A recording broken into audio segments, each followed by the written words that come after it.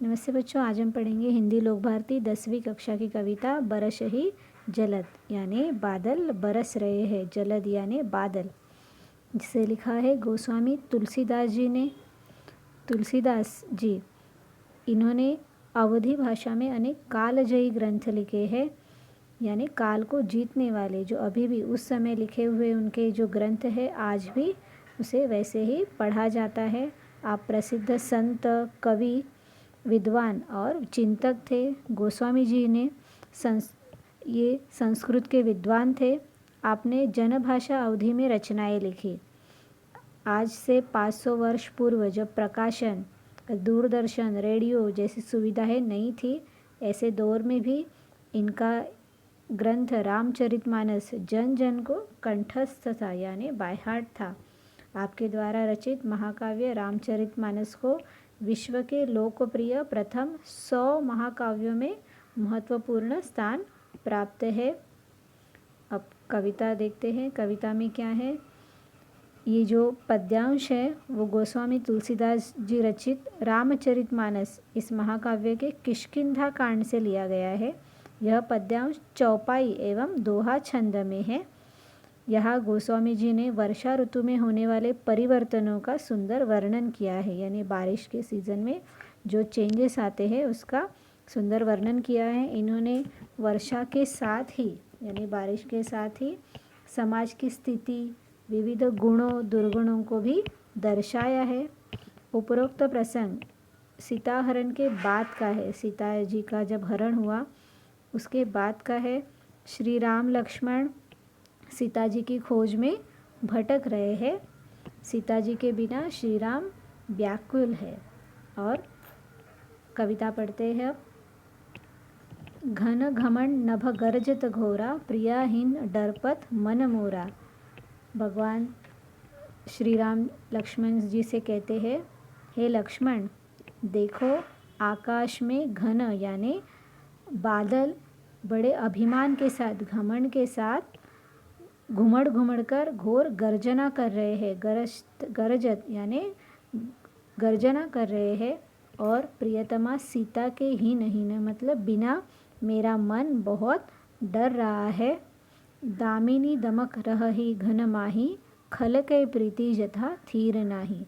दामिनी यानी बिजली, बिजली घन में यानी बादलों में रह रहकर चमक रही है, वह ठहरती ही नहीं।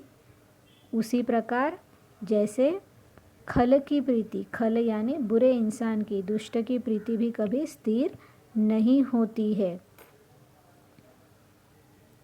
बरस ही जलद भूमि नियराए, जथा नवहि बुध विद्या पाए। फिर श्री राम जी कहते हैं, आसमान में छाए हुए बादल धरती के पास आकर ऐसे बरस रहे हैं। नियर आए मतलब पास आकर ऐसे बरस रहे हैं जैसे विद्या पाकर विद्वान नम्र हो जाते हैं। नवही यानी नम्र होना। बूंद आघात सह ही गिरी कैसे, खल के बचन संत सह जैसे। गिरी, गिरी यानी पर्वत, पर्वतों के ऊपर बारिश हो रही है, उनके बूंदों की आघात हो रहा है, उसे ये पर्वत गिरी कैसे सहन करते हैं, जैसे खल के वचन से संत सहन करते हैं। खल यानी बुरे लोगों के जो वचन होते हैं या उनके बोल होते हैं, उसे जैसे सज्जन लोग सहा करते हैं, वैसे ही पर्वत बूंदों के आघातों को सहन करते हैं। क्षुद्र नदी भरी चली तोराई, जस थोरहु धन घल खल इतराई। क्षुद्र नदी यानी छोटी सी नदी, नदियाँ भी तेज़ वर्षा के कारण भर गई है और वे अपने किनारों को तोड़ते हुए बहती चली जा रही है। जैसे थोड़ा सा धन पाकर दुष्ट लोग जैसे इतराने लगते हैं, यानी अभिमानी हो जाते हैं और अपनी मर्यादाएं तोड़ देते हैं। नदी की मर्यादा उसके दो किनारे होते हैं, बट थोड़ा सा पानी भरने के बाद वो अपनी मर्यादा तोड़ देती है। वैसे ही जो खल यानी बुरे लोग होते हैं, थोड़ा सा धन पाकर भी वे अभिमानी होते हैं और अपनी मर्यादा को छोड़ते हैं, त्यागते हैं। भूमि परत भा ढाबर पानी, जनु जीव ही माया लपटाने। बरसात का शुद्ध पानी धरती पर पड़ते ही ढाबर हो जाता है, यानी मटमैला गंदा हो जाता है। इसी प्रकार जैसे पवित्र और शुद्ध जीव, जब दुनिया में इंसान पैदा होता है, पवित्र होता है, शुद्ध जीव होता है, वो माया के फंदे में यानी मोह माया में पड़कर जैसे वो मलिन हो जाता है। समिटी समिटी जल भरही तलावा, जिमी सद्गुण सज्जन पहियावा। समिटी समिटी धरती पर गिरा बरसात का पानी ये धीरे धीरे तालाबों में ऐसे भर रहा है जैसे सद्गुण अच्छे गुण सज्जन के पास आहिस्ता आहिस्ता चले आते हैं। सरिता जल जलनिधि महुजाई, होई अचल जिमी जीव परिपाई हरिपाई। नदी का जल सागर में जाकर जलनिधि यानी समुद्र में जाकर स्थिर हो जाता है। जैसे जीव यानी इंसान ईश्वर को पाकर अचल हो जाता है, और यानी अर्थात जीवन और मृत्यु के आवागमन से मुक्त हो जाता है। इंसान, हम लोग जो जन्म लेते हैं, मृत्यु के बाद पुनर्जन्म, इसी में इंसान अटका होता है। पर जब वो ईश्वर के शरण में जाता है तब उसे मोक्ष मिलता है और वो जीवन मृत्यु के आवागमन से मुक्त हो जाता है। आगे हम पढ़ते हैं। हरित भूमि तृण संकुल, समुझी परही नहीं पंथ, जिमी पाखंड विवादते लुप्त होई सद्ग्रंथ। जैसे पाखंड के प्रचार से सद्ग्रंथ लुप्त हो जाते हैं। बुरे विचारों को कुछ लोग समाज में इतना फैला देते हैं कि जो सद्ग्रंथ अच्छे ग्रंथ होते हैं, जो लोगों को अच्छी बातें सिखाते हैं, वो लुप्त हो जाते हैं। उसकी अच्छाई सब लोग भूल जाते हैं। वैसे ही वर्षा ऋतु में धरती तृण यानी घास से ढककर पूरी तरह लुप्त हो गई है, अर्थात हरी भरी हो गई है, जिससे रास्ते समझ में नहीं आते हैं। पंथ यानी रास्ता। धरती हरी भरी हो गई जिससे रास्ते समझ में नहीं आ रहे हैं। आगे श्री राम जी कहते हैं, दादुर धुनी चहु दिशा सुहाई, बेत पढ़हि जनु बटु समुदाई। चारों दिशाओं से दादुर यानी मेंढकों की ध्वनि में सुनाई देती है। वो ऐसी सुहावनी लगती है जैसे कोई विद्यार्थियों का समुदाय, बटु यानी विद्यार्थी, वेद पढ़ने वाले जो विद्यार्थी होते हैं, वे उनका समुदाय वेद पठन कर रहे हैं। नव पल्लव भय बिटप अनेका, साधक मन जस मिले विवेका। कई वृक्षों पर नए पल्लव यानी पत्ते आने से वे ऐसे हरे भरे और सुंदर हो गए हैं जैसे किसी साधक का या भक्त का मन जो होता है वो ज्ञान प्राप्त होने के बाद मिलता है, या साधना करने वाले का मन प्रफुल्लित हो जाता है। अर्क जवास पात बिनु भयऊ, जस सुराज खल उद्यम गयऊ। अर्क यानी मदार का वृक्ष। मदार और जवास नाम के जो पेड़ है वे पर्णहीन, पात बिनु यानी पर्णहीन, उनके पत्ते झड़ गए हैं।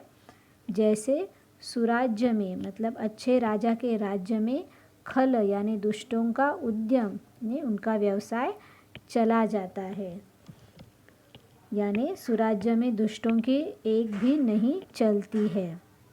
खोजत कतयु मिलई नहीं धूरी, करई क्रो जिमी धर्म ही दूरी। वर्षा के कारण कहीं पर खोजने पर भी धूल नहीं मिलती है। धूरी यानी धूल, खोजने पर भी कहीं धूल नहीं मिलती है। जैसे क्रोध करने से क्रोध धर्म को दूर कर देता है, यानी जब इंसान क्रोध में आता है तब उसे धर्म का ज्ञान, अच्छा बुरा हम क्या कर रहे हैं, इंसान को समझ में नहीं आता है, उसे धर्म का ज्ञान नहीं रहता। ससी संपन्न सोह मही कैसी, उपकारी के संपत्ति जैसी। मही यानी पृथ्वी। लहराई हुई खेती हरी भरी धरती इस प्रकार शोभित हो रही है जैसे उपकारी की संपत्ति, उपकारी पुरुष की संपत्ति सुशोभित होती है।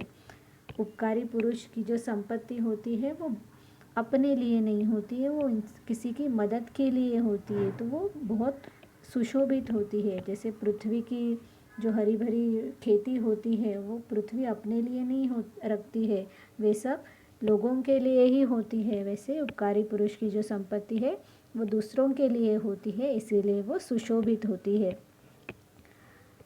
निशितम घन खद्योद बिराजा जनु दम्भिन्न कर मिला समाजा। रात के घने तम यानी अंधकार में खद्योत यानी जुगनू अधिक शोभा पा रहा है, मानो दम्भिन्न यानी दम्भियों का समाज, बुरे लोगों का समाज आकर जुटा हुआ है। कृषि निरावही चतुर किसाना जिमी बुध तजही मोह मद माना। जो वर्षा के शुरू होने के कारण चतुर किसान जो होते हैं, निरावही चतुर किसाना, निरावही यानी वे खेतों में से घास आदि अनुपयुक्त चीज़ें निकालकर फेंक देते हैं यानी वीडिंग करते हैं। वैसे ही जो विद्वान लोग होते हैं, बुध यानी विद्वान लोग, तजही तजना मतलब त्याग करना, जो अच्छे इंसान होते हैं, विद्वान लोग होते हैं, वो मोह मद और मान का त्याग कर देते हैं। ये इंसान को बुरे बनाने वाली चीज़ें हैं। सो जो विद्वान होते हैं मोह माया को निकाल कर फेंक देते हैं, त्याग देते हैं। देखिए चक्रबाग खग नाही कलही पाई जिमी धर्म पराही। कहीं भी चक्रवाक पक्षी दिखाई नहीं दे रहे हैं। जैसे कलयुग जब आता है, कलयुग को पाकर धर्म भाग जाते हैं। कलयुग आने से जो अच्छा धर्म, जो दुनिया से धर्म गायब हो गया है, पराई मतलब पलायन करता है। विविध जंतु संकुल महिभ्राजा प्रजा बाढ़ जिमी पाई सुराजा।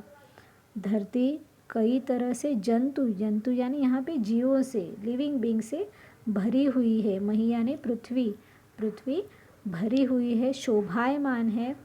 जैसे सुराज्य आने पर प्रजा की वृद्धि होती है, प्रजा बाढ़ यानी प्रजा में वृद्धि होती है।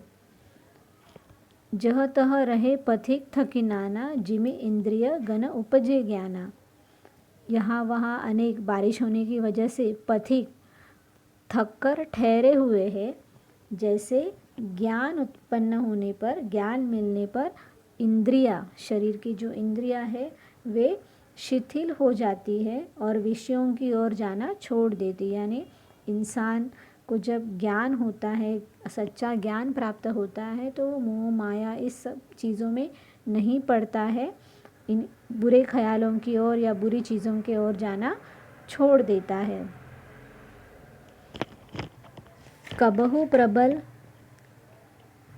बह मारुत जह तह मेघ बिलाही जिमी कपूत के उपजे कुल सद्धर्म नसाही। कबहु कभी कभी वर्षा ऋतु में मारुत यानी वायु, हवा बड़े ज़ोर से चलने लगती है, जिसके कारण मेघ यानी बादल यहाँ वहाँ गायब हो जाते हैं।